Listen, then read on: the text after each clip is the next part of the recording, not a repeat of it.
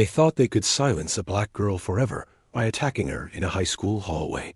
But what those bullies didn't know was that her mother wasn't just any parent. She was the storm that would tear their entire corrupt system down. In a world where money and privilege usually buy silence, this time, every cover-up only added fuel to her fire. And when she struck back, nobody, not the principal, not the board, not the bully, was safe. Let me know in the comments where you're watching this from, and stay locked in until the very end. The ending will leave you absolutely speechless. The bell screamed, signaling the start of class. Students flooded the hallway of Block A at Briarwood High. The dim light, filtering through grimy windows, bounced off the silver-gray tiles. In the middle of this chaos was Amara Lewis. She hugged her bag to her chest, head down, walking as fast as she could. It had only been 2 weeks, but her face was a constant magnet for prying eyes. Today, the air felt different, heavier. She had a gut feeling something bad was about to happen. "Hey, new kid," a hoarse voice cut through the noise, followed by a ripple of giggles. Chase Whitaker appeared like a wolf leading his pack. His blue and yellow baseball jacket screamed entitlement. In his hand, a long wooden bat. Flanking him were Tyler Reed, Mason Cole, and Haley Prescott. This was the real power at Briarwood. Teachers didn't dare cross them, because Chase's father was the Whitaker Foundation, the school's biggest donor. Chase blocked Amara's path. With a single violent jerk, her bag flew from her grasp, crashing to the floor and scattering her books. "Is this heavy? What are you hiding in there, bricks?" He sneered, his eyes raking over her with pure contempt. His tone was deliberately sour, dripping with a venomous discrimination that only those who felt it can truly understand. Amara stumbled back, trying to escape, but her back slammed against a row of orange lockers. The crowd of students didn't part. They formed a circle, like spectators at a gladiator match. Phones were raised, screens flashing. "Live stream? Let's make this fun," Haley Prescotted, her voice practically vibrating with sick excitement. Mason Cole laughed coldly, tapping the bat against the locker door. Each thud echoed, making Amara flinch. She tried to take a deep breath, to swallow the fear climbing up her throat. She took a small step forward, reaching for her scattered books, but Chase was faster. He kicked them away with the toe of his expensive shoe, his eyes never leaving her face. "Who do you think you are, walking through this hallway like you own it? I make the rules at Briarwood." The air grew thick with tension. A few students whispered, "Poor girl," but no one dared to move. No one dared to speak up. Just then, Miss Alvarez, the math teacher, appeared at the end of the hall. She froze, her hands clutching her lesson plans. Her eyes flickered between the trembling Amara and Chase's menacing crew. She hesitated. Her feet were rooted to the spot. The silence of the adults was a deafening roar, making Amara feel utterly and completely alone. Chase twirled the baseball bat in his hand, the polished wood catching the sickly fluorescent light. "Want to pass?" he declared to the crowd. "You have to pay the toll." The crowd roared with approval. Amara tried to squeeze past him, but her foot slipped on a slick notebook cover. She lost her balance, falling hard to the floor. Her shoulder cracked against the sharp edge of a locker. Laughter erupted from Mason and Tyler. Haley shoved her phone closer, making sure to capture the agony on Amara's face. A wave of pure panic washed over Amara. Her heart was a drum beating against her ribs. Her throat was sandpaper. She wanted to scream, but the sound was trapped. Above her, Chase raised the bat. He did it slowly, deliberately, making sure every single eye was on him. The whispers in the hallway died down, replaced by a chilling silence as he held the bat high. Amara's eyes locked onto a logo etched into the wood, the Whitaker Foundation. A shiver ran down her spine. It wasn't just a weapon. It was a symbol of the entire system, the power that fed and protected him. The scene froze in time. Miss Alvarez raised a hand as if to intervene, then let it drop, her eyes looking away. She knew. To stand against Chase was to stand against the Whitaker family, and that was a career-ending move. In the circle of students, phones were held high, screens flashing with live comments. Then the bat came down. It didn't just come down on Amara. It shattered the illusion that Briarwood was a safe place. In that one, horrific moment, the entire rotten patronage system of the school was laid bare for the world to see. The phone screens vibrated, comments exploding, setting in motion a chain of events that could never be stopped. The shriek of an ambulance siren tore through the night, its lights flashing as it pulled into the gates of St. Elora Hospital. The doors burst open. 2 paramedics scrambled to pull out a stretcher. On it, Amara Lewis lay motionless, her face pale, swollen, and bruised. The cold, sterile lights of the emergency room made her look so small, so fragile. Severe traumatic brain injury, unconscious, a paramedic's voice called out, sharp and urgent. Dr. Nikhil Rao, his white coat stained with old coffee, rushed over. His eyes were sharp, vigilant. He knew every second counted. "Get her on oxygen. Check pupils now," he commanded. Nurse Jenna quickly placed an oxygen mask over Amara's face, while another colleague attached ECG leads. The monitor began to beep, a steady but faint rhythm. Dr. Rao leaned in, shining a penlight into Amara's eyes. Her pupils were dilated, slow to react. Severe concussion. "Get her to CT immediately." The nurses wheeled the stretcher away, the sound of its wheels screeching on the polished white tiles. A heavy door swung shut, leaving only the echo of that erratic heartbeat on the monitor. The emergency department fell silent for a moment. Nurse Jenna stood beside Dr. Rao as he furiously scribbled notes. She lowered her voice to a whisper. "Doctor, we got a call. They want us to adjust the report. Not assaulted, but fell." Dr. Rao looked up, his eyes like daggers. "Who called?" They didn't give a name, but the voice was very firm. "They said they've already spoken to hospital administration." Jenna's own voice trembled. On the electronic medical record screen, new words appeared, cold and clinical. Concussion due to fall. The truth was being erased, rewritten right before their eyes. Dr. Rao knew this was no ordinary accident. The injuries screamed blunt force trauma from an object, but the record now said fall. Jenna looked at the screen, biting her lip. "What if the family asks?" she whispered. Dr. Rao straightened his back, his jaw tight. "The family will ask," he said, his voice low and intense. "And then we will have to choose. Stand with the truth, or stand in the shadows." Just then, the sound of determined footsteps echoed down the hallway. The emergency room doors swung open with force. It was her mother, Raven Cole. Her eyes were red-rimmed from crying, but her gaze was as cold and hard as steel.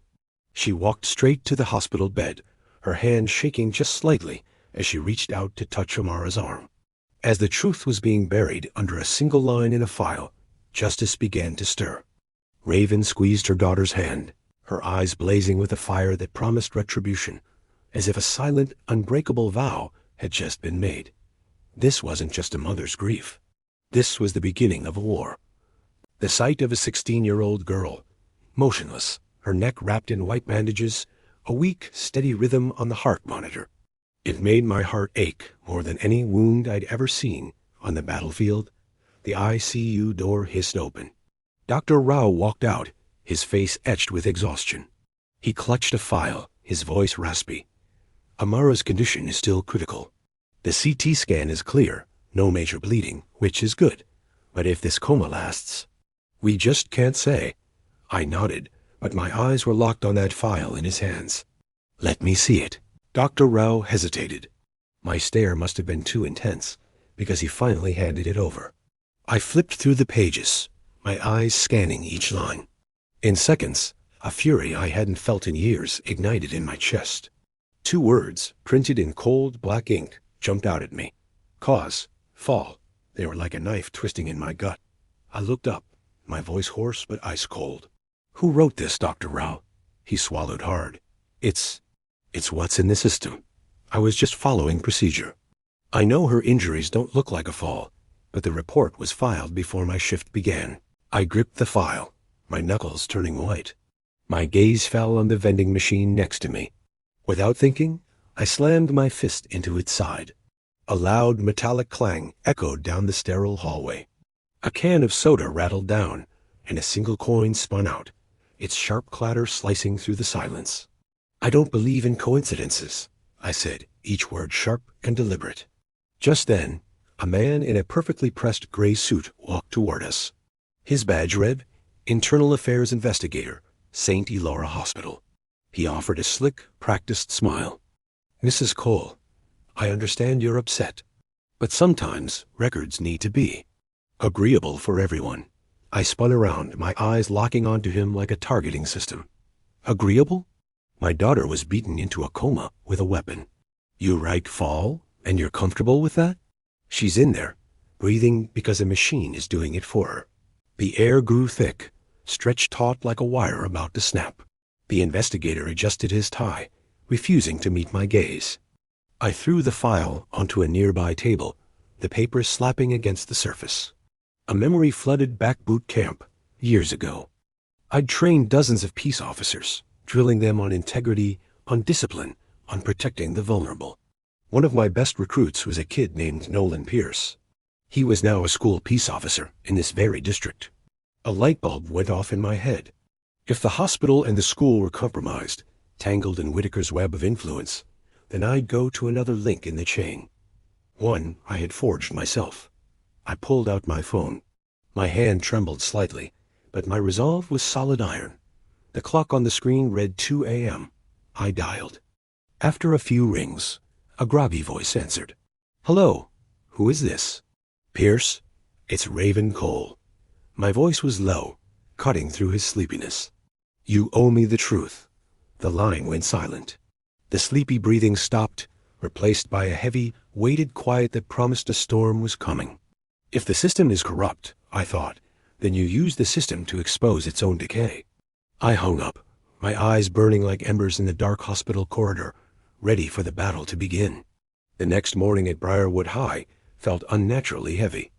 Outside, the school flag hung limp in the breeze, but inside the administration building, the air was suffocating. Principal Marion Pritchard's office was a glass box on the second floor, gleaming in the morning sun. It was designed to look transparent, but it concealed layers of darkness. I walked in, my dark coat a stark contrast to the bright room. Behind me was Nolan Pierce, his security uniform still wrinkled from a long night. Already seated were Pritchard, a woman in her 50s with perfectly coiffed hair, and Vice Principal Halverson, her loyal shadow already hunched over a notepad. What can we do for you, Mrs. Cole? Pritchard began, her voice smooth and calculated. I didn't waste time. I want all surveillance footage from block of the hallway where my daughter was attacked. Now. A beat of silence. Halverson looked up, a slight sneer on his face. Unfortunately, the cameras in that hallway were down for maintenance that day. There's nothing to see. I narrowed my eyes, my lips tightening. What a coincidence. Just a technical issue, Halverson repeated, his tone flat, as if he were reading off a grocery list. Pritchard slid a thin file across the glass desk towards me. This is the official school report.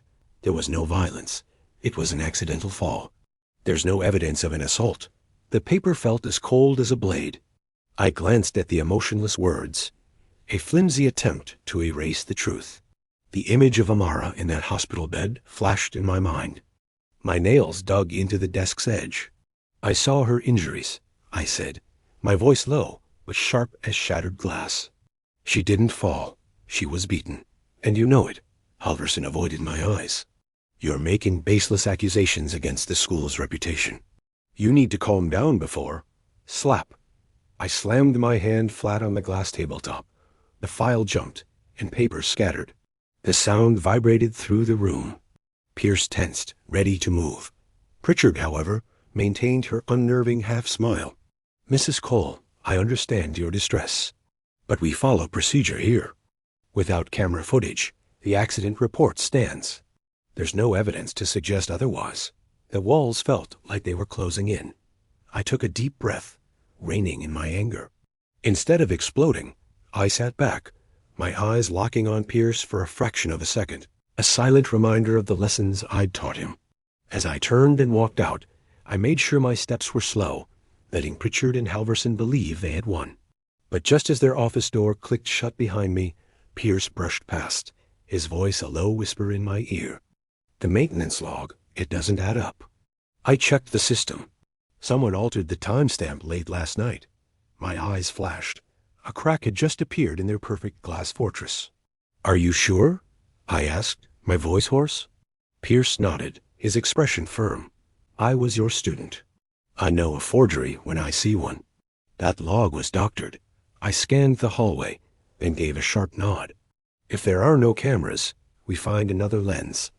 I pulled out my phone, my fingers flying across the screen, sending a message to the one person who could turn this entire situation around.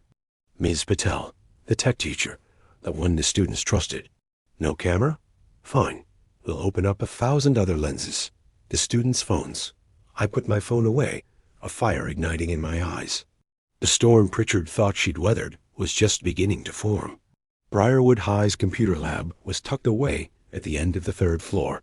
Blue light from dozens of monitors cast long shadows across the room. This was the domain of Miss Patel, the IT teacher. She was a petite woman with an intelligent, steady gaze. The kids called her the living firewall for her strictness, but they also knew she was the one they could always count on.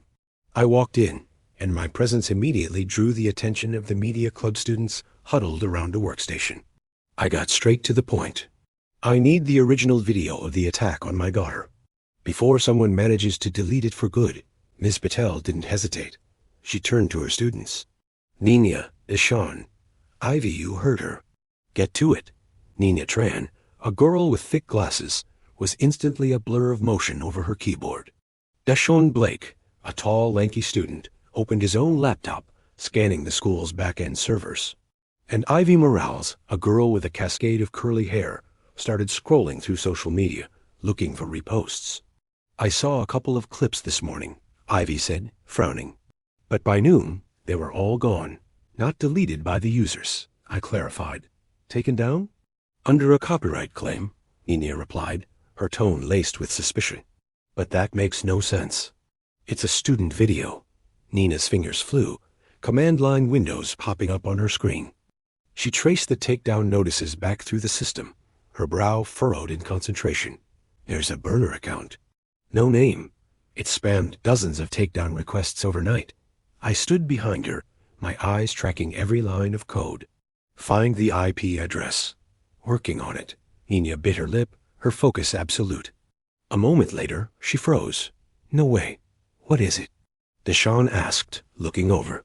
"The IP address," Nina said, her voice barely a whisper. "It's not random.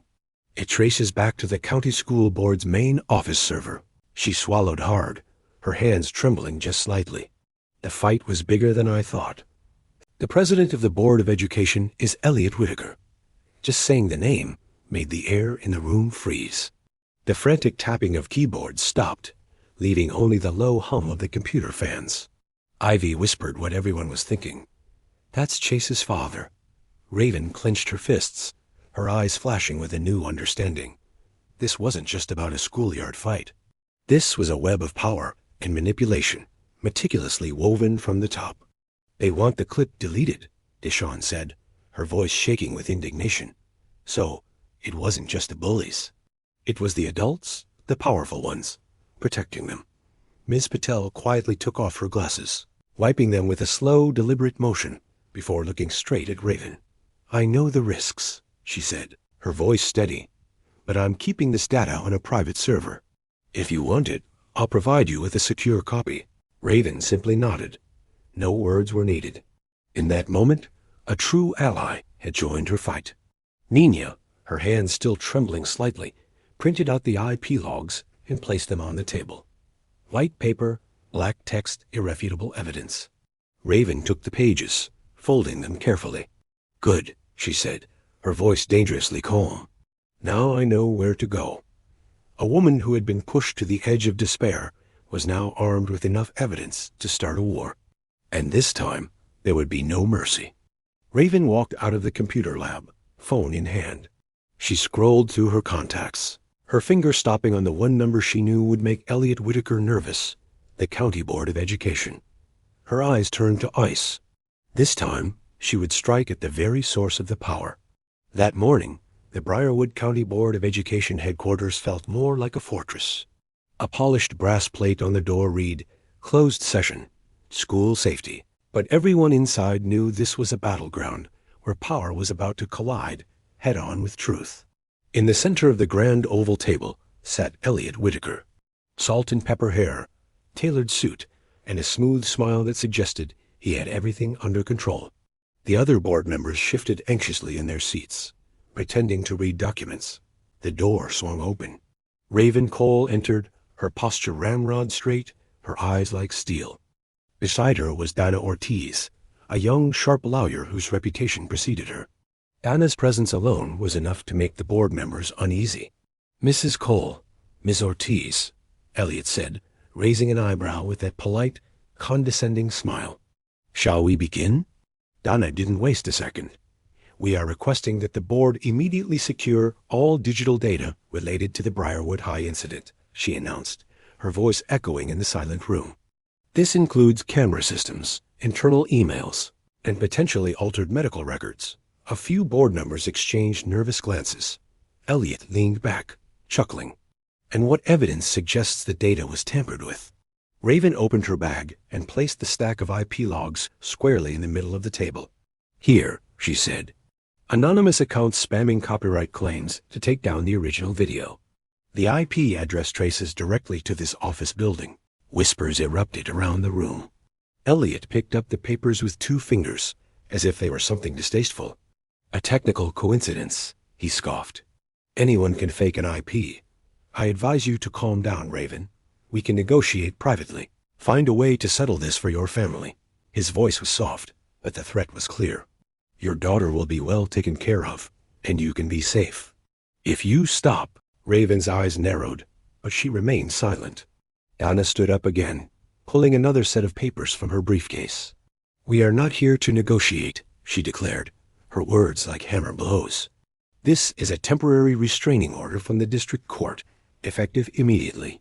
Any deletion, modification, or concealment of data will be considered obstruction of justice. A federal crime." The room exploded in hushed panic. "A court order?"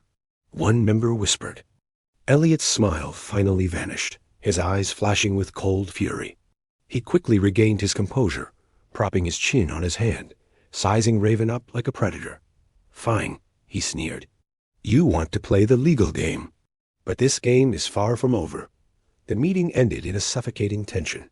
As the door closed, Elliot pulled out his phone, his voice a low, chilling whisper. "Activate Plan C, the nurse." On the other end, a simple Roger. A new front in this war had just opened.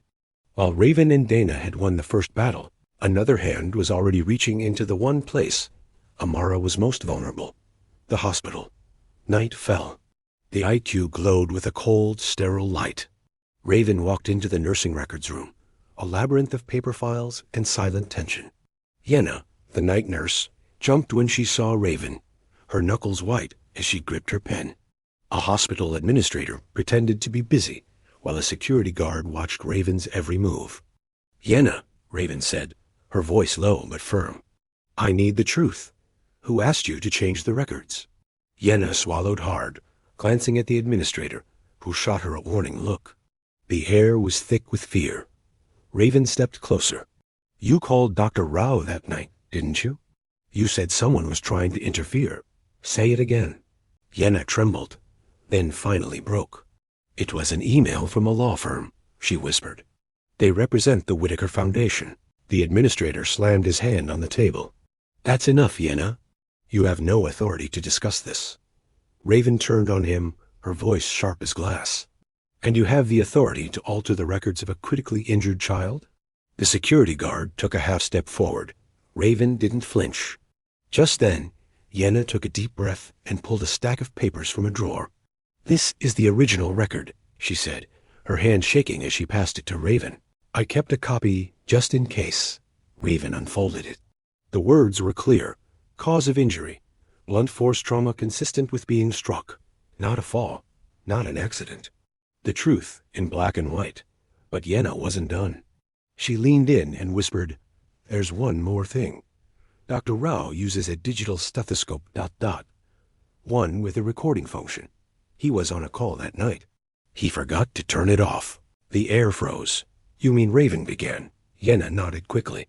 "The call, the one requesting the file be edited. It might be recorded. A glint of triumph flashed in Raven's eyes.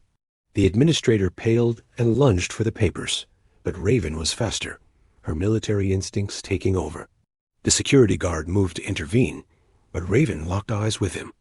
"Touch me," she said, her voice dangerously low, "and you'll be in court tomorrow, explaining why you obstructed a federal investigation." Silence.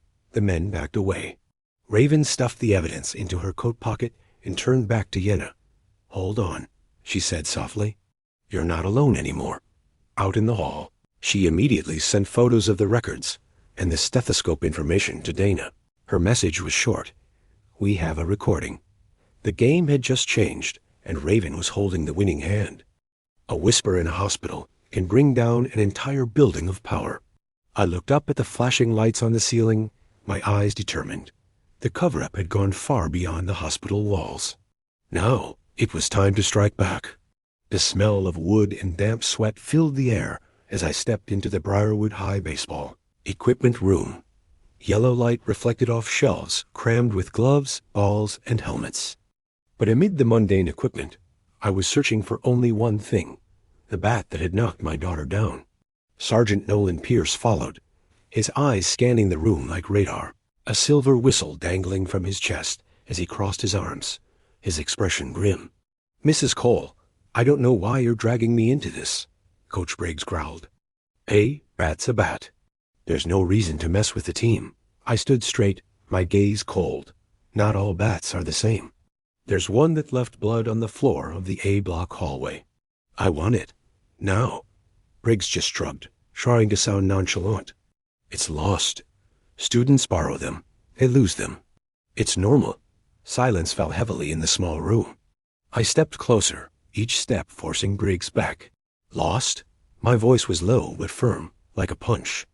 "That bat was a weapon, and you're telling me it's just lost?" "Coach Briggs," Pierce interrupted, his voice firm, "Mrs. Cole has the right to ask. I also need to report this to my higher-ups. If you can't cooperate, we'll have to seal the warehouse." Briggs's face flushed.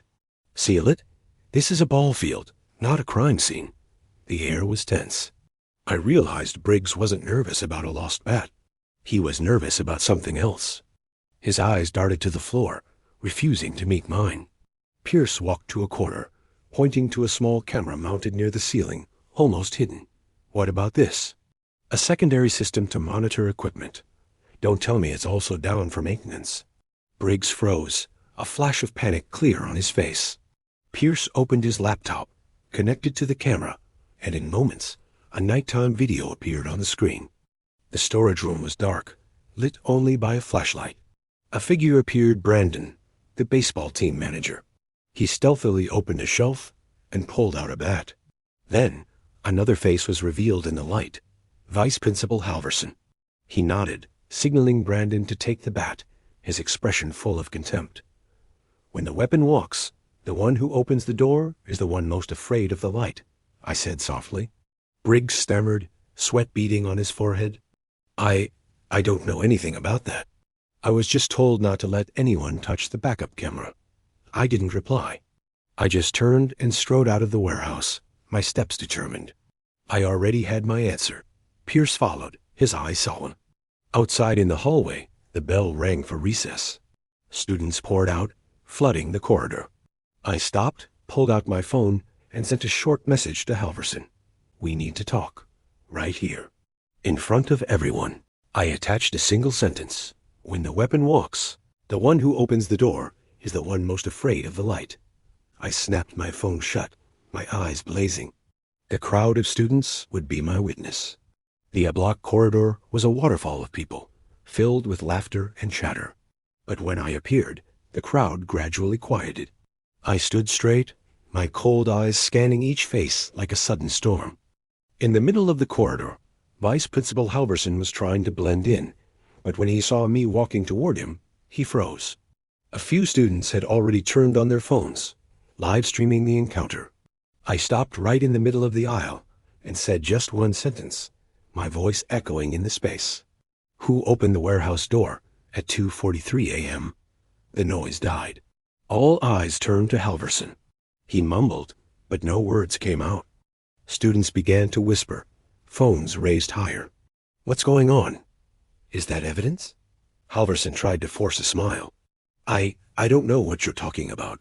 This is slander. Really? A female voice rang out from the crowd. Eve Morales, a girl with curly hair, stepped forward, holding a phone. She quickly plugged an HDMI cable into the large TV screen on the hallway wall. In a flash, the screen lit up. The clip showed the door to the baseball equipment warehouse opening. A figure slipped in Brandon.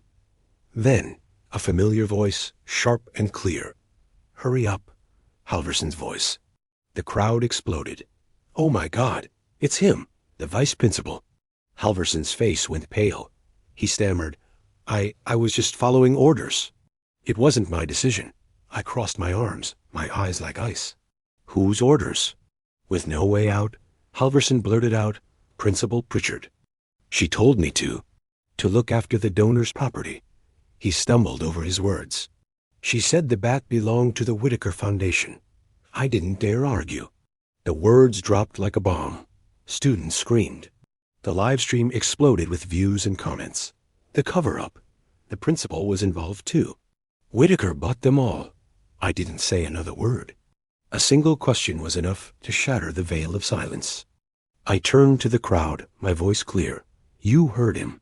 The truth is never in a closed office. It's right here, in the hands of those who dare to record it. Students cheered, holding up their phones and shouting, Justice for Amara. The chants rippled through the hallways, becoming an unstoppable wave. In a hidden corner, a student aimed his phone so that Chase Whitaker, watching from afar, could see the whole scene. Chase's face turned red, his fists clenched. He slammed the phone to the floor and roared, That bitch wants to play war? Okay, I'll show her what war is. With the storm of public opinion rising, Principal Pritchard called an emergency meeting. Briarwood High's auditorium had never been so crowded. Parents, students, and news cameras filled the room. On the podium, Principal Pritchard stood with a half-smile, holding a thick document. Ladies and gentlemen, she boomed into the microphone. The school's internal report confirms there is no clear evidence of violence. The rumors online are false and damaging. A murmur rose from the crowd. I stood up immediately. No violence? My voice echoed. My daughter is in a coma, with a broken shoulder and a concussion. And you say she just fell? The atmosphere grew tense.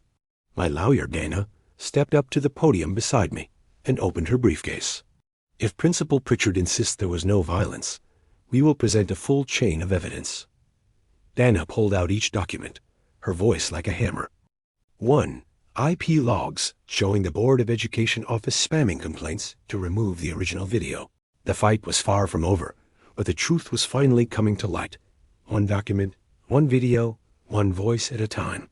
In the packed hall, my lawyer, Dana Ortiz, laid out the evidence piece by piece. An email from the Whitaker law firm, pressuring the hospital to change the medical report from hit with a cane to a fall. Security footage from a supply closet, showing another student, Brandon, taking the cane that was used to assault my daughter. Amara closet opened by none other than Vice Principal Halverson. And finally, Halverson's own testimony, admitting he was acting on orders from Principal Pritchard himself. The room erupted. You could feel the shockwave. Pritchard's face was a mask of forced calm, but his eyes betrayed his panic. He tried to dismiss everything, claiming the evidence could be distorted, that it had no legal standing. But I stepped forward. What about this for legal value? I asked. Just then, the lights went out. The big screen at the front of the hall flickered to life, thanks to the school's media club. Nenia Tran hit play, and there it was. The original restored video. The hallway. My daughter Amara cornered. Chase Whitaker, raising not a cane, but a baseball bat. The sound of her scream, followed by the sickening thud of the swing. For a single second, there was dead silence. Then, chaos. Parents shot to their feet, students were shouting, and reporters' cameras swiveled, capturing every angle. The live stream comments flooded in. See, it's obvious. Justice for Amara. Pritchard went white as a sheet, his mouth moving but no words coming out. Elliot Whitaker, Chase's father, lunged for the console and ripped the projector's power cord from the wall. The screen went black, But it was far too late. Hundreds of phones had already recorded the clip, and it was spreading online like wildfire. The hashtag Justice for Amara trended instantly. What started as a local school issue became a massive movement in minutes. I looked straight at Elliot. "You can turn off the projector," I told him, "but you can't turn off the truth." As the lights came back on, you could see the fear in the eyes of those who had hidden in the dark.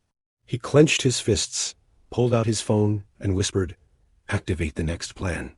I knew then the real battle had only just begun. The next morning, we were in the Briarwood County Courthouse. It wasn't a full trial, just a hearing for a digital search warrant, but everyone knew this was the deciding moment. Dana Ortiz stood beside me, sharp and ready. Across from us sat Leonard Briggs, the Whitaker family's lawyer, all polished confidence and icy smiles. The gavel struck. Judge Morales began the session. Dana wasted no time. "Your Honor," she said, we requesting a digital search warrant for Principal Pritchard S. devices and the Whitaker Foundation S. offices. The basis? Obstruction of justice. Briggs immediately objected, calling it an invasion of privacy and a threat to school funding. He tried to paint the Whitaker Foundation as the school's savior, claiming that if we succeeded, all student funding would be at risk. But Judge Morales wasn't having it. "Mr. Briggs, stick to the legal issues, not emotional appeals," she warned. Dana presented our evidence. IP logs, the hospital email, the camera footage. Briggs scoffed, calling it all vague and easily forged. "If you're so confident this evidence is fake," Dana challenged, "then let an independent forensics team examine everything. If you're innocent, you have nothing to fear. But if you refuse, well, that refusal is an answer in itself." The entire room held its breath. Every eye was on the judge. Briggs tried to argue it would set a dangerous precedent, but Judge Morales cut him off. "The real danger," she said, her voice like ice, "is a student in a coma while adults debate how to rewrite the truth." She picked up her pen and signed the warrant. "The search warrant is approved." The room exploded. Reporters scrambled. Dana and I shared a look of relief. But as Briggs walked past, he sneered, "You think you won, but data is never static. Remember that." Dana didn't miss a beat. She leaned in and said, loud enough for everyone to hear, "From today, Mr. Briggs, every email of yours, every file, every single byte of data will become testimony." Those words became the headline. The search was on. A forensics team, led by Nolan Pierce, was already on its way to the high school. That evening, I stood on the deserted Briarwood High baseball field. The air was heavy, thick with secrets. Nolan Pierce was with me, his flashlight cutting through the dusk. Suddenly, Deshaun, a student from the media club, ran up to us out of breath. He'd overheard Brandon, the student who took the cane, on the phone. He said, "Buried under the field," Deshaun panted. "Near the south bleachers, there's a fresh patch of dirt." We rushed over. Sure enough, we found a section of turf that had been recently turned over. A forensic officer started digging. A few minutes later, the shovel hit something. It was a plastic bag. I knelt down and pulled it from the mud. Inside was a baseball bat, the weapon. Deshaun whispered, "That's it. The one that hit Amara." As Pierce carefully bagged it as evidence, I noticed something else, a faint streak of orange paint near the tip. "Pierce, look at this," I said. "It's not just blood. It's paint." He examined it closely. I knew immediately. "Locker E17, I said. "The locker where Amara fell. The paint on the bat would match the paint on the locker." It was undeniable proof. Just then, the police arrived, bringing Brandon in handcuffs. He was yelling, "I was just following orders. I didn't hit her." I walked right up to him. "You hid the weapon. You tried to bury the truth. Don't you dare tell me you're innocent." He paled, fumbling for his phone to call his lawyer, but Pierce snatched it away. "No lawyer can save you from a charge of destroying evidence," he said. A crowd was gathering, their phones live-streaming the entire scene. The image of that bat, pulled from the dirt, became the symbol of a truth that refused to stay buried. Justice for Amara was no longer just a hashtag. It was happening. This was a victory, but I knew the fight was far from over. In that moment, she saw her daughter's face, covered in blood, her small hands trembling. That image, once just a story, was now attached to the cold, hard evidence right before her eyes. This was real. Pierce placed a hand on Raven's shoulder, his voice low. "We have the murder weapon. This will be the deciding piece." Raven nodded, but her eyes stayed hard. "We have the cane. But Amara is still in the ICU. Justice will only be complete when she opens her eyes." As Brandon was led away, his curses faded into the sunset wind, leaving only the image of that muddy, stained cane, a symbol of an evil that had been buried, but not forgotten. The truth doesn't rot in the ground. It just waits to be dug up. Later that night, Raven returned to St. Elora. Inside the ICU, Amara was still, her heartbeat a faint, steady rhythm on the monitor. Raven sat by the bed, her hand wrapped tightly around her daughter's. The battle wasn't over. She promised herself she would uncover the entire truth before Amara opened her eyes again. Night fell once more on St. Elora. The white light of the ICU cast an almost frozen glow over the hospital bed where Amara Lewis lay motionless. She was a fragile shape lost in a tangle of IVs and tubes. The only sound the steady beep of the monitor and the quiet hiss of her breathing tube. The room smelled of antiseptic, a cold scent that seemed to push away any hope. Raven sat close, her rough hand holding her daughter's small, cold one. She squeezed it as if she could transfer her own warmth, her own life, into her child. She'd faced death on the battlefield, watched comrades fade away. But here, beside her comatose daughter, Raven felt a helplessness she'd never known. The door creaked open. Dr. Rao walked in, his face solemn, a new file in his hand. He looked at Raven. "Amara's condition has not improved," he said slowly. "There is a risk of a prolonged coma. We need more time. You should prepare for many possibilities." His words were like a knife, but Raven's gaze didn't waver. "I am not prepared for loss," she said, her voice steady. "I am prepared for victory." Rao sighed and nodded. "We will do our best. But there are many things you must face beyond medicine." He left, leaving Raven alone in the cold light. She reached into her bag and pulled out an old, worn notebook. It was a training diary from her years as a Special Forces advisor. The pages were yellowed, the handwriting crooked, but every word still held its weight. Raven flipped to a page, marked with a blood-stained slip of paper. The words seemed to jump out at her. Asterisk, discipline is the destruction of chaos. Asterisk, she read them again and again, feeling them settle into her bones. She remembered the brutal training, the mud, the rain, the long nights, where discipline was forged in exhaustion and tears. On the battlefield, discipline was what saved you from chaos.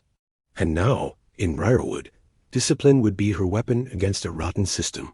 She leaned close to her daughter's ear and whispered, "I promise you, daughter, I won't break this wall with my fists. I will pull out every nail, every strut, until this whole false building collapses under its own weight." Tears threatened, but she held them back. This wasn't the time for weakness. This was the time for planning. She took out her phone and started typing. Class action. Unite parents to sue the school board for covering up violence. Administrative discipline. Demand an official investigation and the suspension of Principal Pritchard, Halvorsen, and everyone involved. Safety reform. Propose independent cameras and third-party monitoring. Each point was a bullet being loaded into a chamber, not to be fired recklessly, but aimed with precision at the heart of the enemy. She put her phone away and sat up straight. She knew that real demolition isn't about taking a hammer to a wall. It's about finding the weak points, pulling out the nails, and letting the corrupt structure fall apart on its own.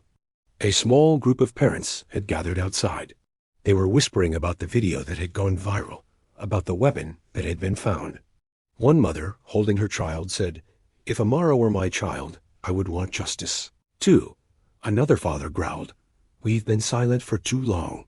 Messages started pouring into Raven's phone. Parents, students, even alumni from across the country, all using the hashtag Justice for Amara, all demanding action. The small spark she had started was growing into a wildfire. Raven stood, kissed Amara's forehead, and whispered, "Go to sleep, baby. When you open your eyes, this world will be different. She walked out of the ICU to face the waiting parents, their faces a mixture of hope and anger. She took a deep breath. "We're not just fighting for Amara," she announced. "We're fighting for every child in Briarwood. And we're going to fight with discipline and with the law so that no one is ever left in the dark again." The real battle wasn't just in the hospital. It was in the community rising up. The next morning, hundreds of parents gathered outside Briarwood High, their banners held high. At the center of it all was Raven, ready to turn her promise into a full-scale campaign. That night, in the dim parking lot behind the school, Raven waited. Beside her, Nina Tran clutched her laptop, her expression a mix of wariness and anticipation. An old car pulled in and the headlights died. Ms. Alvarez, the math teacher, stepped out.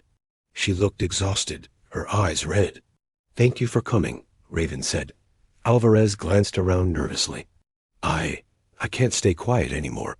After what I saw, what Amara went through." Nina cut in, her voice sharp. "You stood there. You saw everything and did nothing." Tears welled in Alvarez's eyes. "I know. I was a coward.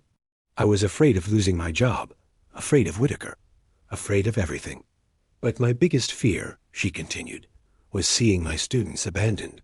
I couldn't sleep. I kept hearing Amara screaming in my dreams." She opened her bag and pulled out a stack of papers, her hands shaking. This is an email from Pritchard, sent to all teachers right after the incident. It clearly says no involvement, no comment. It says any action that could harm the Whitaker Foundation's funding must be avoided." Nina was stunned. "She put that in writing?" Alvarez nodded, her voice breaking. "I saw it. I understood it. But I kept quiet. When I saw Amara in a coma, I knew I was complicit." Raven took the papers, her eyes scanning the cold, damning words. She froze at the last line. CC, State Board of Education. Pritchard hadn't just demanded silence. She had bragged to her superiors that she had it under control. This was more than cowardice. This was a systematic abuse of power. Nina quickly scanned the email's metadata on her laptop. "It's original. No edits. The timestamps match," she confirmed.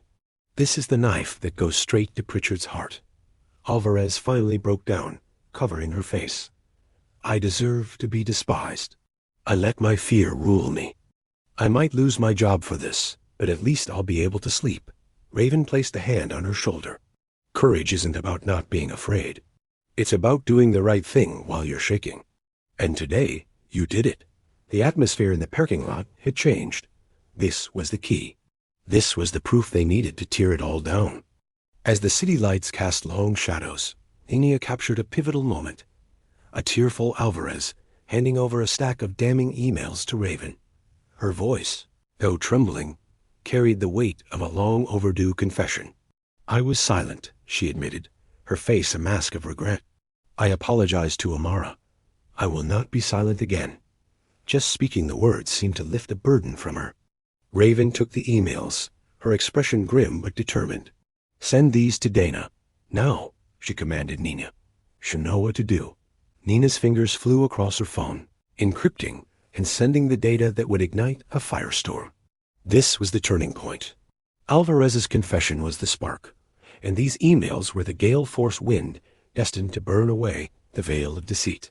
One person, speaking their truth, can change everything. The next morning, Dana Ortiz filed the emails as part of her legal submission, and the press went wild. Headlines screamed, "Shocking email. Principal told teacher to silence herself to keep funding." The storm of public opinion had finally broken, and Principal Pritchard and Elliot Whitaker had nowhere left to hide. Inside Briarwood's most luxurious hotel, the air in the conference room was electric. Reporters packed the seats, their cameras aimed at the podium where Elliot Whitaker stood, picture of practiced calm in his dark blue suit. He raised a hand, silencing the room. "Ladies and gentlemen," he began, his voice oozing confidence. "The Whitaker Foundation has always been a proud supporter of Briarwood. However, we have recently been the target of a smear campaign, filled with doctored clips and baseless accusations." He paused for effect. "Therefore, we are forced to announce a temporary suspension of all funding to Briarwood High until our reputation is restored." Chaos erupted. A reporter yelled, Mr. Whitaker, what about the original clip showing your son attacking Amara Lewis? Elliot's smile faltered for a second. I will not comment on unverified clips, he deflected. In this digital age, anyone can create evidence that looks dangerously real. Another journalist pressed, but the court approved a digital search warrant. If you're innocent, why not cooperate? Elliot's voice became a low hiss. We will cooperate to the extent the law requires. But I repeat, we are the victims here. Unseen in the back, Raven Cole watched, a faint smile on her lips. She knew his evasiveness was just fear in disguise. Beside her, Dana Ortiz took meticulous notes, turning every one of his words into future legal ammunition. Then a local reporter stood up, his voice clear and resonant. If the Whitaker Foundation withdraws its funding, does Briarwood High just collapse? Do we let a school fail because one family holds the purse strings? Elliot saw this as his chance to reassert control. That's right, he said with a condescending smile. Without us, Briarwood can't afford its programs, its scholarships, its facilities. Can any of you afford it? Just as the words left his mouth, the back door swung open. A group of people strode in, radiating determination. They were the owners of local businesses, a processing plant, a supermarket, a car dealership. At their head was Linda Marquez, owner of a supermarket chain. She took the microphone. We can, she declared, her voice booming through the room. And we will. If Briarwood High accepts an independent investigation and suspends Principal Pritchard immediately, we, the Briarwood Business Coalition, pledge to match every dollar of funding withheld by the Whitaker Foundation. A room exploded. Cameras flashed and reporters scrambled. Elliot's face was a thundercloud of fury. This is a conspiracy. He sputtered. You're destroying education. Linda cut him off, her voice firm. No, Mr. Whitaker, you used money to buy silence. We're using it to buy the truth. From the back of the room, Raven watched, a triumphant smile finally breaking through. The tide had turned. The hashtags #Justice for Amara and #NewBriarwood trended worldwide. As Elliot Whitaker fled the press conference, his mask of composure shattered. He knew his power was no longer absolute. In the lobby, a reporter recognized Raven. Mrs. Cole, your thoughts on the Whitaker Foundation withdrawing? Raven's reply was sharp and swift.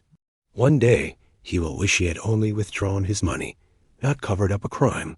The next day, the Briarwood School Board convened an emergency meeting. The conference room was a battlefield, packed with hundreds of parents, students, and reporters. The agenda was simple: a vote on Principal Pritchard's future. At the head table sat the 7 board members, their faces grim. Opposite them, Raven and Dana Ortiz sat with parent representatives. The chairman's gavel fell. This meeting is to vote on confidence in the principal, discipline the administration, and review new evidence. Dana stood immediately. We have presented a mountain of evidence, she announced, but most importantly, the weapon used against Amara has been found. A chant of justice for Amara filled the room. A pale Principal Pritchard jumped to her feet. This is a witch hunt. I was protecting the school. If anyone is at fault, it's Vice Principal Halverson, who was in the warehouse that night. All eyes turned to Halverson. Trembling, he pulled a printed email from his briefcase. No, I was following your direct orders, Principal Pritchard. He cried out. Here's the email you sent me. Make sure Whitaker's tools are not confiscated. I was just a pawn. Pritchard lunged for the paper, but it was too late. Dana had already photographed it and passed it to the board. The chairman frowned. Miss Pritchard, can you deny this? She stammered, sweat beading on her forehead, but her denials were drowned out by shouts of, "Suspend her now." Even Coach Briggs' attempt to defend the school's reputation was cut short by Raven, who rose to her feet, her voice like steel. You hid the weapon. You buried the truth. You don't care about the student. You only care about your job. And today, you're going to lose it. After a brief deliberation, the board chairman delivered the verdict. Principal Pritchard. Vote of no confidence. Suspended pending investigation. Vice Principal Halverson. Immediate suspension. Coach Briggs. Temporary suspension. A wave of applause and cheers swept through the room. As security escorted a screaming Pritchard from the room, it was clear a storm had passed, but the fight for justice was far from over. This victory, however, was a promise of the dawn to come. When we last left off, the pressure was mounting on Briarwood School. Today, the dam finally breaks. Let's dive right in. The school board meeting descends into chaos. A representative announces that based on their preliminary investigation, Chase Whitaker is officially named as a suspect in endangering student safety. The room erupts. Parents shout, students scream, and reporters scramble to get the breaking news out. For Raven, it's a moment she's been waiting for. The boy who harmed her daughter is finally called out by name, no longer hidden in his father's shadow. Dana leans over to her, whispering, "We've taken down the top floor. Now it's the guy with the bat. The strategy is working." By exposing the cover-up, they forced the person who committed the act into the spotlight. That very night, police sirens blare through the streets as the Briarwood Police Department issues a summons for Chase Whitaker. The battle has just escalated. We're now inside the cold, sterile interrogation room at the police department. Fluorescent lights glare off the metal table. Chase Whitaker, still in his school baseball jacket, leans back in his chair, a picture of defiance. His family's high-powered lawyer, Mr. Dillard, sits beside him, calmly signaling for him to stay silent. Across from them is Detective Nolan Pierce, a man with eyes as sharp as a knife. Raven watches from behind the one-way glass, her gaze fixed on Chase. Pierce places a transparent evidence bag on the table. Inside is the baseball bat, dug up from the school grounds. His voice is calm but firm. "Chase, we need you to explain why your name appears in the restored video clip, why this bat has Amara's blood on it, and why it has paint matching the locker where she fell." Chase just scoffs. "I was defending myself. She came at me first. I just put my hands up to protect myself." Pierce isn't buying it. He pulls the bat from the bag and slams it on the metal table, the sound echoing through the room. "Self-defense?" He challenges, pointing to the orange paint flecks on the weapon. "This is paint from locker A17, the exact spot where Amara hit her head. You call this self-defense?" Chase swallows hard, trying to maintain his composure, mumbling something about how evidence can be staged. But Pierce is already one step ahead. He turns on a small screen, and the restored video plays. We see Amara being dragged. We see Chase raising the bat. We see him swing down. The screams, the clash of metal, it's all there, undeniable. Chase's face on the video is crystal clear. The air in the room feels as heavy as stone. Chase glances nervously at his lawyer, who leans in and whispers, "Don't say anything more." But the pressure is immense. Chase taps his fingers on the table, his voice filled with annoyance. "Fine, I did it because Briggs told me to. He said if something happened, we should cover it up. Because the sponsor would take care of everything." Pierce freezes, his eyes locking onto Chase. He slowly repeats the words. "You just said Briggs told you to cover it up? Because the sponsor would take care of everything? Are you sure?" The lawyer, Dillard, jumps to his feet. "Objection. That statement cannot be considered official testimony." But it's too late. Pierce holds up a hand, his gaze never leaving the panicked teenager. "Mr. Dillard, the camera is recording." He said it himself. Chase realizes his fatal mistake. His face turns pale, and sweat beads on his forehead. "Wait, I didn't mean, I just—" But Pierce cuts him off. "Thank you, Chase. That statement will be added to the file. And this is no longer just a case of school violence. This is a systemic conspiracy. Behind the glass, Raven clenches her fists. That one confession is the crack in the wall she needed. The lawyer's frantic calls for a pause are useless. The cameras recorded everything. Pierce stands, gathering his documents. Today's interrogation is over. The file will be sent to the prosecutor for consideration of criminal charges. He looks at Chase, his voice like ice. "You should pray, because you're no longer just a student. You are a criminal suspect." Chase's arrogant facade crumbles, replaced by pure terror. The next morning, a new file lands on the prosecutor's desk, its cover stamped in bold letters. Consideration of criminal prosecution. Aggravated assault and obstruction of justice. The fortress of lies, built by so many, was brought down by one person's slip of the tongue. The fight now moves from the interrogation room to the heart of the city. Briarwood's downtown square is a sea of people. Thousands of parents, students, and citizens have gathered, holding signs that read, "Protect Amara," and justice is not optional. At the center of it all, Raven stands on a makeshift stage, microphone in hand. Her face is determined as she addresses the massive crowd. We're here today not just for Amara, but for every child who has ever walked into a school and wondered, will I be protected? Will the truth be buried? The crowd roars in support. She holds up a stack of papers. This is the 12-point school safety code that we, the parents, students, and community, have drafted together. Not vague promises, but specific, actionable regulations. She reads each point aloud, her voice echoing through the square. Independent cameras monitored by a third party. Absolute protection for whistleblowers. A 24/7 hotline for reporting school violence.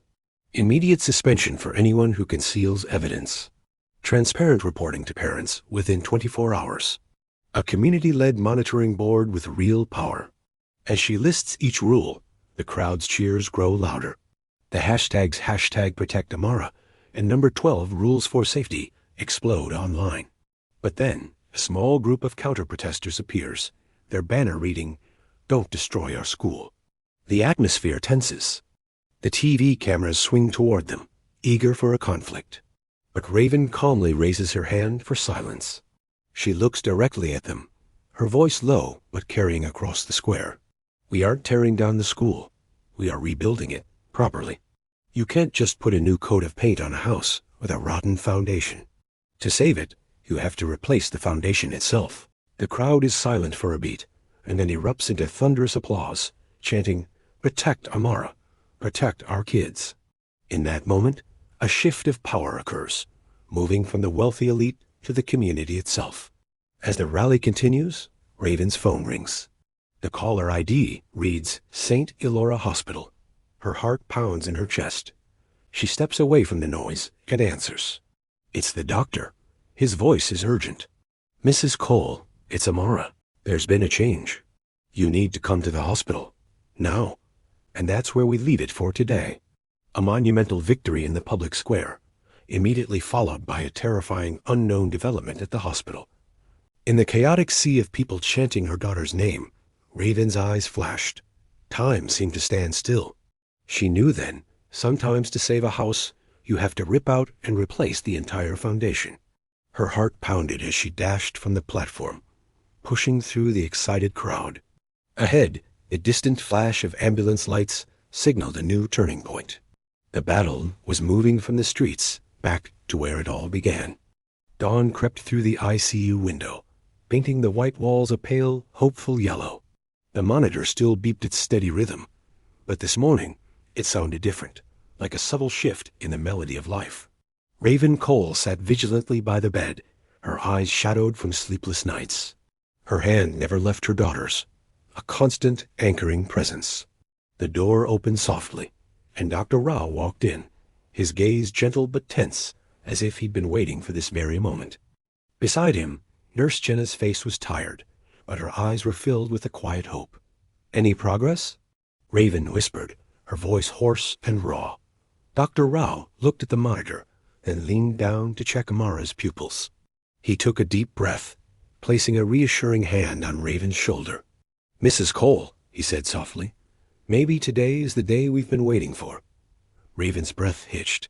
She leaned in, her eyes glued to her daughter's face. And then, like a miracle unfolding, Amara's eyelids fluttered. It was just for a moment, but it was enough to make Raven's world stop. "Amara," she choked out, her voice trembling with a year's worth of unshed tears. Slowly, Amara's eyes opened. The pale dawn light reflected in their hazy depths, but then life began to flicker back into them. She blinked, her lips parting to form the weakest of sounds. "Mommy." Raven finally broke, tears streaming down her face as she clutched her daughter's hand, pressing her forehead against it. "I'm here, baby. I'm right here." Behind them, Jenna covered her mouth, a relieved laugh escaping. She made it. Amara slowly turned her head, her gaze sweeping the room before landing back on her mother. You're alive? Raven nodded, her grip firm. Yes, you are. And you will never have to fight alone again. In that moment, a solemn silence filled the room, punctuated only by the monitor's beep, which now sounded like the music of rebirth. Dr. Rao cleared his throat. She's still very weak, but waking up from trauma this severe is a miracle. We have to be cautious, but the good news is she's recovering. Amara's eyes fluttered closed for a second. Then she whispered, I remember one thing. Raven leaned in, her ear close to her daughter's lips. Tell me, Amara, anything. I heard someone. When I was being dragged, right before I blacked out, a voice yelled, Go live. The room went still. Raven stared at her daughter, her eyes sharp. Are you sure? Amara nodded weakly. I remember. It was Haley. Haley Prescott. The name dropped into the room like a stone. Jenna gasped, her hand flying to her chest. Doctor? Ray looked at Raven, understanding the gravity of those words. Raven squeezed her daughter's hand, her voice low and steady. Thank you, Amara. You just gave us the last piece of the puzzle. In that instant, Raven saw not just her daughter returning to life, but justice being pieced back together, memory by precious memory. Jenna was already scribbling notes. I'll add this to the medical records. This is an official witness statement. Raven leaned down and kissed her daughter's forehead. Rest now, baby. I'll take care of the rest. As sunlight flooded the room, affirming Amara's return, Raven stepped into the hallway. Her phone buzzed relentlessly with messages from Dana. She typed a short, powerful reply. Amara is awake. Has memories. Haley is the one who yelled go live. Dana's response was immediate. Good. The court will accept it. Preparing a subpoena for Haley Prescott now. Raven pocketed her phone, taking a deep, steadying breath. The battle had just entered its final, most critical phase. It was no longer just about exposing the truth, but about holding every single person accountable. The victim's own memory was the final, damning piece. That afternoon, the police knocked on Haley Prescott's door. The subpoena in her hand sent a wave of panic through her as she realized she would have to face the very truth she helped broadcast. A year had passed since the halls of Briarwood, high echoed with the clang of lacrosse sticks and the sickening thud of a young girl falling. The town, once shaken to its core, had been fundamentally reborn. In front of the school, a new marble plaque gleamed, its inscription a solemn promise. The Amara Initiative. Justice for one, safety for all. Beneath it, fresh flowers and handwritten notes from students were a constant tribute. Inside, the lobby was transformed. Old posters were gone, replaced by a digital display board providing real-time safety updates and public incident reports. High on the wall hung a plaque engraved with the 12 school safety standards, now official district law. Amara Lewis walked through the school doors. A faint scar remained on her shoulder, but her eyes shone with a newfound strength. As she entered her class, everyone stood, and the hallway filled with applause. Amara smiled, raising a hand in acknowledgement. She was no longer a victim, but a symbol of resilience. At the end of the hall, Raven watched. Now the district's school safety advisor, she wore a simple suit, but her gaze was as sharp as ever. She was no longer fighting for one school, but for the entire system. Nina Tran, Deshaun Blake, and Ivy Morales, the students who bravely live-streamed the truth, were now the official leaders of the school-sanctioned Transparent Media Club. They had their own room, professional cameras, and a direct feed to the newly established Center for Transparency and Student Protection. Every event, every report, was now under watchful eyes. At the center's opening ceremony, the community gathered, united. The new principal, Karen Dupree, once an opponent of the Whitaker Foundation, stood at the podium. This center will be an untouchable repository for all reports, camera footage, and evidence, overseen by an independent board. No one, not even me, can ever tamper with the truth again. The auditorium erupted in applause. The press cameras rolled, and the hashtag Amara Initiative trended once more, this time not with anger, but with faith. Raven stepped onto the stage, holding the ceremonial ribbon. She turned to Amara in the front row, her face glowing. Raven bowed her head deeply. You are the reason we all changed. The day you fell, we thought it was a day of loss. But it turned out to be the day we started building a new world. Amara smiled through her tears.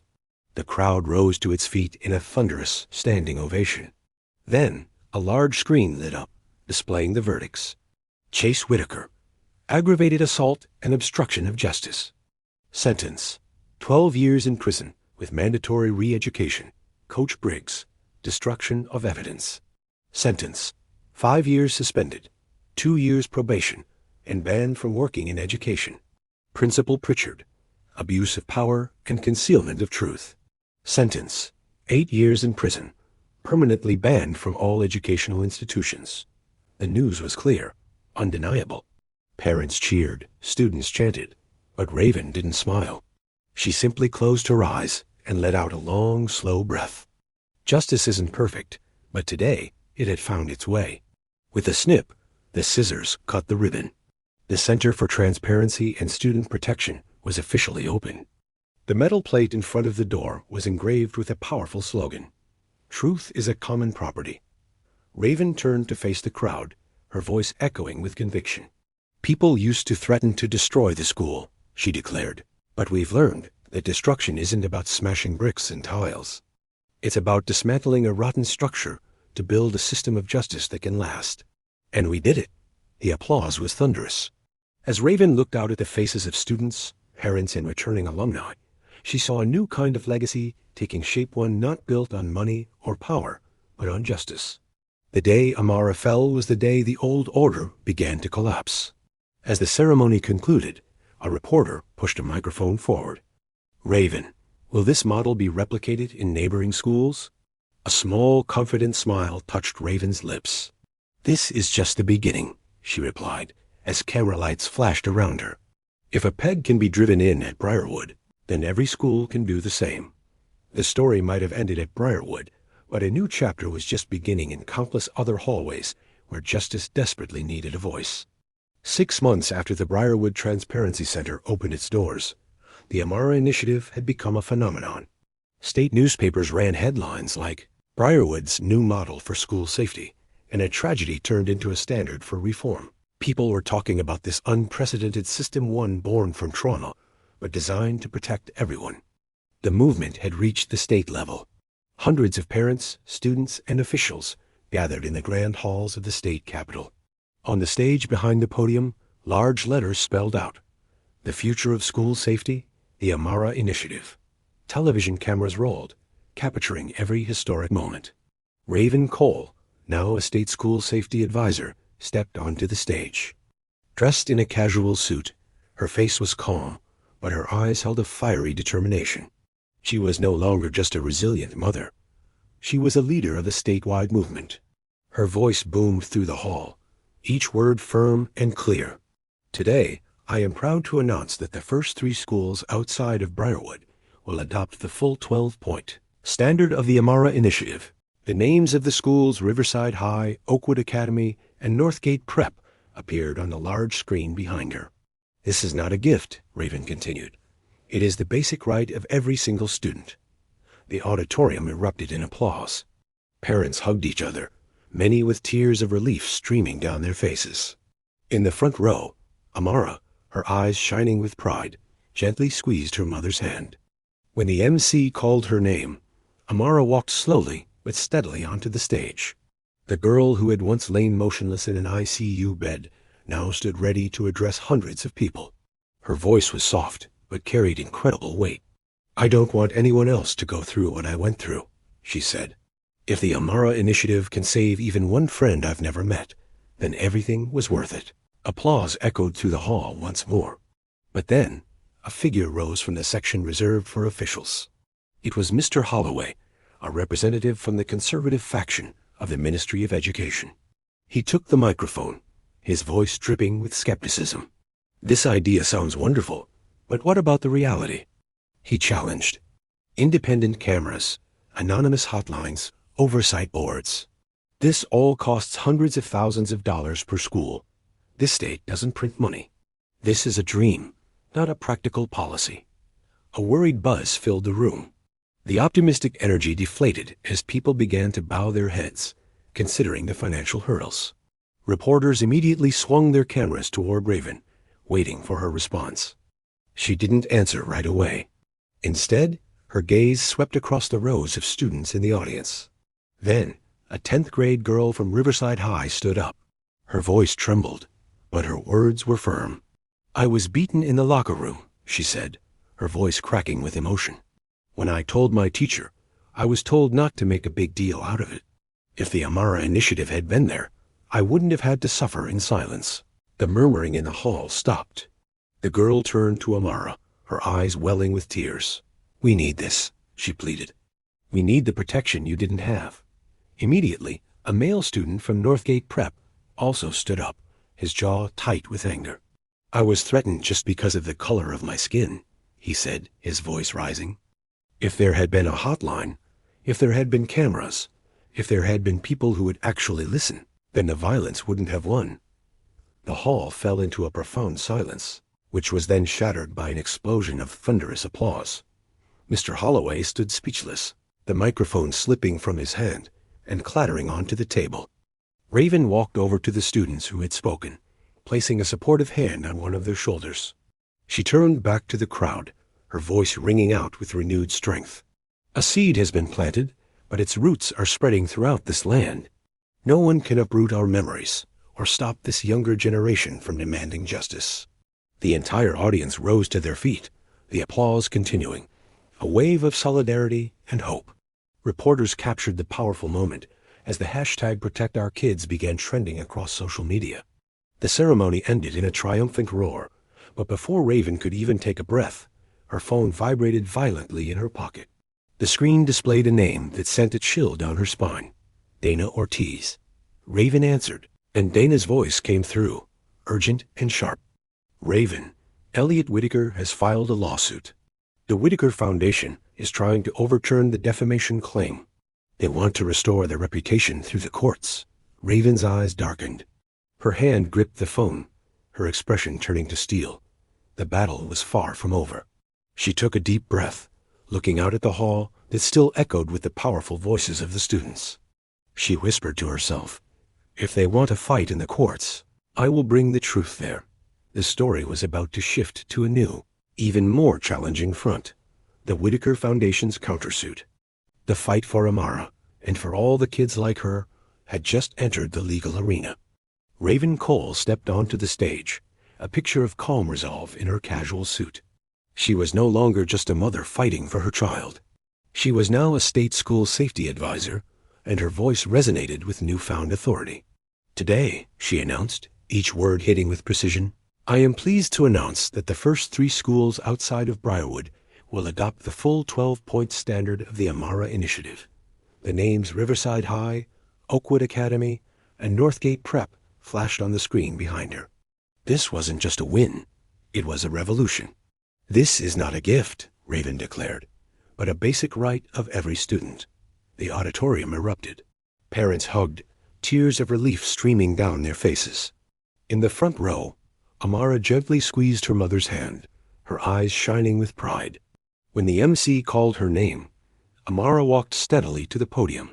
The girl who once lay motionless in an ICU bed now stood before hundreds, a symbol of survival and strength. "I don't want anyone else to go through what I went through," she said, her voice clear and unwavering.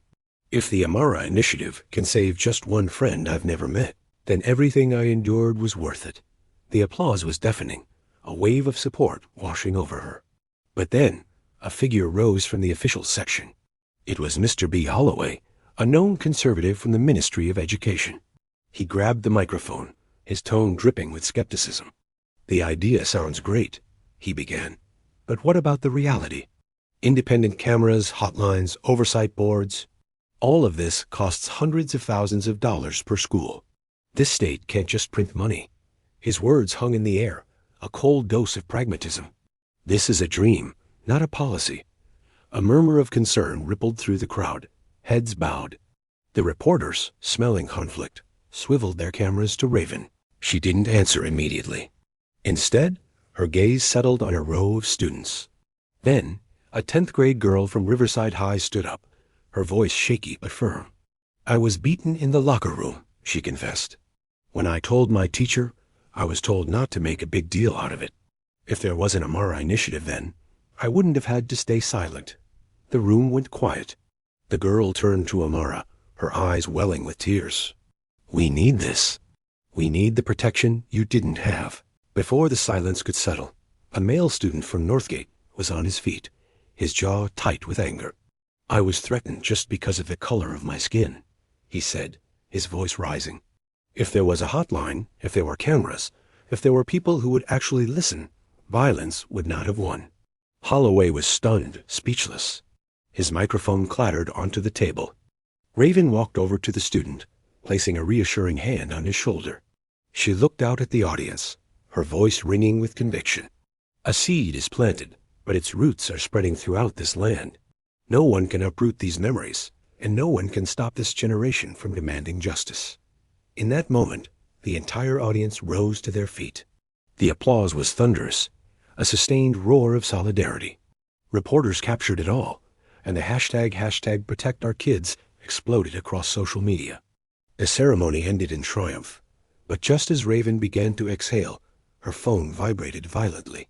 The name Dana Ortiz flashed on the screen. Dana's voice was urgent. Raven, Elliot Whitaker has filed a lawsuit. The Whitaker Foundation is trying to overturn the defamation claim. They want to restore their reputation through the courts. Raven's expression hardened, her face turning to steel. The battle wasn't over. She took a deep breath, the cheers of the students still echoing around her. Looking out at the hopeful faces, she whispered, "If they want to fight in the courts, I'll bring the truth there." The war for justice was just moving to a new front. 2 years later, Briarwood High is a different place. The A-block hallway, once a crime scene, is now a memorial. Fresh flowers and handwritten notes from new students are placed there regularly. It's no longer a wound, but a space for remembrance and learning. Amara Lewis, now a graduating senior, walks confidently down that same hall. She's healthier, her face radiant with a hard-won peace. Today, she's leading the new 9th grade orientation alongside Nina, Deschon, and Ivy, the friends who stood by her, now leaders of the school's media club. Amara stops in front of a memorial plaque. "Here, 2 years ago I fell," she tells the new students, her voice low but clear. "Not because I was weak, but because the system failed to protect me. But it was from that fall that everything changed. I'm telling you this story not to scare you, but to remind you that we all have the right to be safe, to be heard, and to never, ever be silent." A quiet 9th grade boy raises his hand. His voice trembles. I was bullied at my old school. I didn't dare speak up because I was afraid of retaliation. But hearing you, I feel like I can trust people here." He breaks down, sobbing. A wave of empathy moves through the crowd. Without a word, Amara walks over, kneels down to his level, and wraps him in a hug. "You don't have to be silent anymore," she says softly. "At Briarwood, you will be protected. Not just by the rules, but by all of us." The room erupts in applause, and spontaneously, the students begin to chant, "Protect each other, protect each other." The slogan spreads like wildfire. At the end of the hall, Raven Cole watches, a witness to the change she helped create. Tears blur her vision, but a gentle smile spreads across her face. "We didn't just save a school," she whispers to herself. "We saved the future."